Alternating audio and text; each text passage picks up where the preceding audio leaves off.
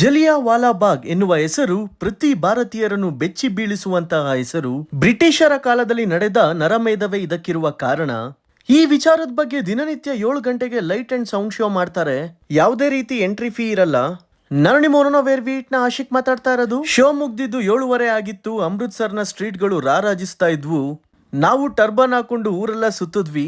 Street ಅಲ್ಲಿ ಚಳಿ ಚಳಿ ವೆದರ್ಗೆ ಬಿಸಿ ಬಿಸಿ ಪಕೋಡಗಳು, ಬಾದಾಮ್ ಹಾಲು, ಅಮೃತ್ಸರಿ ಶೈಲಿಯ ಸಿಹಿ ಪದಾರ್ಥಗಳು ಕೈ ಬೀಸಿ ನಮ್ಮನ್ನ ಕರೀತಾ ಇದ್ವು. ನಾವು ಮೊದಲಿಗೆ ಟ್ರೈ ಮಾಡಿದ್ದು ರಾಮ್ ಲಡ್ಡು. ಇದು ಸ್ವೀಟ್ ಅಲ್ಲ, ಹುಳಿ ಮತ್ತು ಖಾರ ಇರುತ್ತೆ. ಮೂಂಗ್ ದಾಲ್ ಮತ್ತು ಚೆನ್ನ ದಾಲ್ ಅಲ್ಲಿ ಮಾಡಿರ್ತಾರೆ.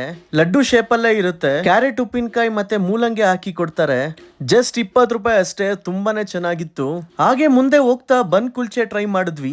ಸೈಕಲ್ ಅಲ್ಲಿ ಇಟ್ಕೊಂಡು ಮಾರ್ತಾ ಇದ್ರು. ಇದು 20 ರೂಪಾಯಿ ಅಷ್ಟೇ. ಚೋಲೆ ಜೊತೆ ಸರ್ವ್ ಮಾಡ್ತಾರೆ. ಗ್ರೀನ್ ಚಟ್ನಿ ಮತ್ತೆ ಟ್ಯಾಮರಿನ್ ಚಟ್ನಿ ಸಖತ್ತಾಗಿತ್ತು. ತದನಂತರ ಬಾದಾಮ್ ಹಾಲ್ ಟ್ರೈ ಮಾಡಿದ್ವಿ. ಡಿಫ್ರೆಂಟ್ ವೆರೈಟೀಸ್ ಆಫ್ ಸ್ವೀಟ್ಸ್ ನೋಡಿದ್ವಿ. ಆದ್ರೆ ಟ್ರೈ